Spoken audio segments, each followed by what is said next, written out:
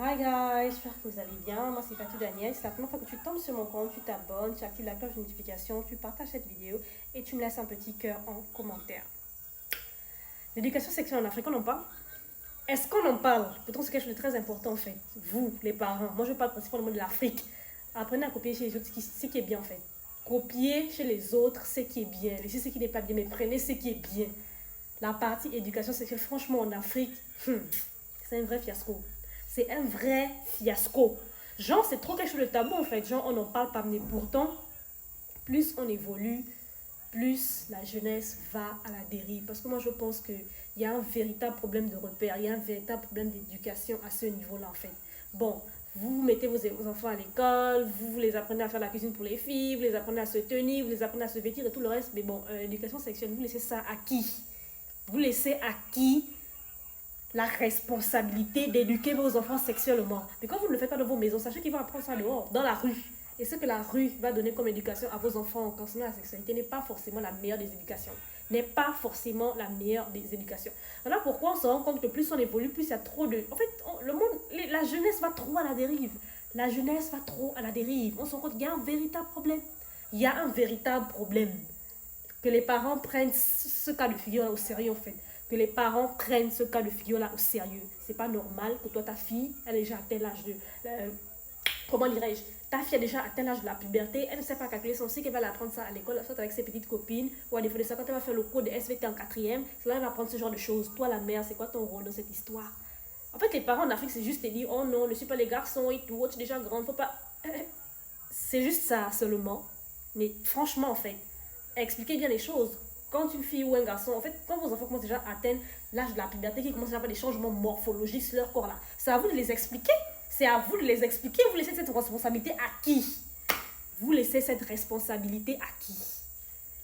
C'est votre travail. C'est votre travail. Vous, les parents, c'est votre travail. Il faut le faire. Ah oui. Ah oui. Et moi, je me rends compte que, en fait, souvent, c'est des parents, ils se sont gênés d'en parler et tout le reste.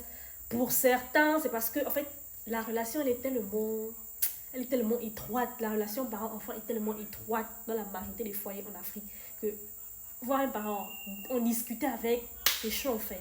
C'est vraiment chaud. En tant que depuis le départ, vous en tant que parent, vous avez déjà commencé à tisser un certain lien, avoir une certaine affinité avec vos enfants. Ce qui fait qu'ils grandissent au fur et à mesure. Vous vous sentirez plus à l'aise dans certains sujets, à en parler avec vos enfants sans aucun souci, que si vous restez genre en mode trop parents, les enfants sont à côté, les parents sont à côté, dès que papa est déjà à la maison, dès que maman est à la maison, on est déjà là, on t'entend quand tu n'étais pas en train de danser dans le salon et tout.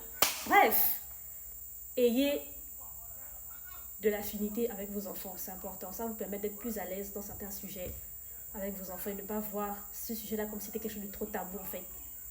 Plus vous taisez, vous fermez la bouche là-dessus, la rue va faire son travail.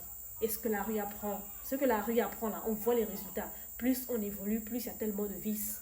Plus il y a tellement de vices. Est-ce que vous avez une idée tout simplement des statistiques des jeunes filles mères de nos jours en Afrique?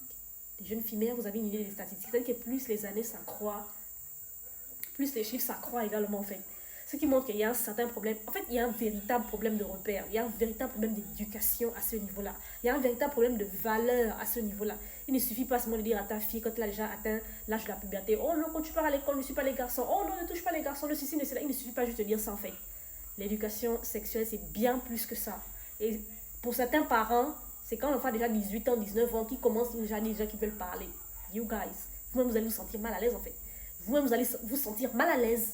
Ce sont des choses, il faut commencer avec ça depuis le départ. C'est depuis le départ progressivement. De la même manière, tu vas avoir un certain langage avec ton enfant qui a par exemple 17, 18 ans. C'est pas le même langage que tu peux avoir avec un enfant par exemple qui vient à peine d'avoir vos enfants en fait. Comme je disais tantôt en amont, en fait, la même manière, en fait, le même langage que tu peux avoir avec un enfant de 18, 19 ans, c'est pas le même langage que tu peux avoir avec un enfant, par exemple, qui a par exemple 11 ans, 12 ans, qui rentre à peine dans la puberté. En fait, ce sont des choses, il faut commencer avec ça depuis le départ. Et progressivement, vous évoluez, progressivement, vous évoluez. Mais quand vous attendez un certain âge, vous venez de déposer ça comme ça, c'est brusque, hein, c'est brusque, c'est brusque. Et ça ne ressemble à rien. C'est pas parce que tu as parlé un jour, on appelle l'éducation. Non, non, l'éducation, c'est quelque chose qui se fait progressivement dans le temps, en fait. Donc, les parents, en Afrique, plus précisément, où c'est trop quelque chose de tabou, là, prenez ça au sérieux. Prenez cette partie-là au sérieux. Vous mettez les enfants à l'école, vous les apprenez à faire la cuisine, vous les apprenez à tenir une maison, vous apprenez même aux jeunes filles comment se tenir au foyer, tout le reste. Bref, tout ça, c'est bien beau. Mais il faut l'éducation sexuelle est très important. Pointez du doigt là-dessus. Pointez du doigt là-dessus. Copiez chez les autres ce qui est bien. Allez-y même sur YouTube. Regardez les vidéos. Comment enseigner les enfants. Comment éduquer les enfants. Tapez les thèmes clés sur YouTube. Vous allez trouver. Vous allez trouver. Et commencez très tôt. Commencez très tôt. N'attendez pas que votre enfant ait un certain âge pour commencer avec... Non, you guys. Là, le message va très mal passer.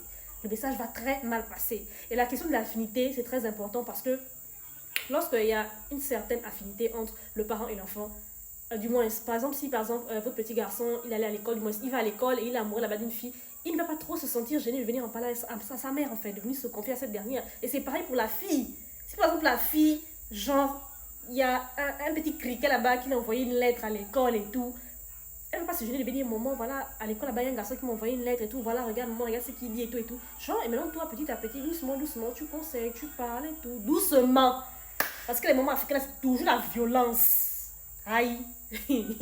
Petit truc, c'est l'agressivité. Petit truc, c'est l'agressivité. De telle situation que toi-même, tu es là, mais tu as peur. Tu sens que tu ne peux pas venir dire telle chose. Wouh!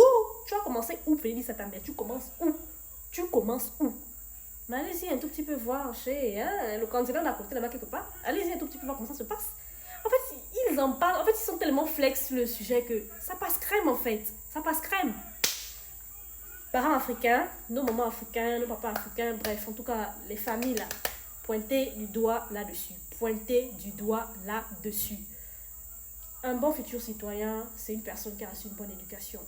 Une bonne éducation académique, une bonne éducation familiale, une bonne éducation financière. C'est une personne qui est vraiment équilibrée en fait.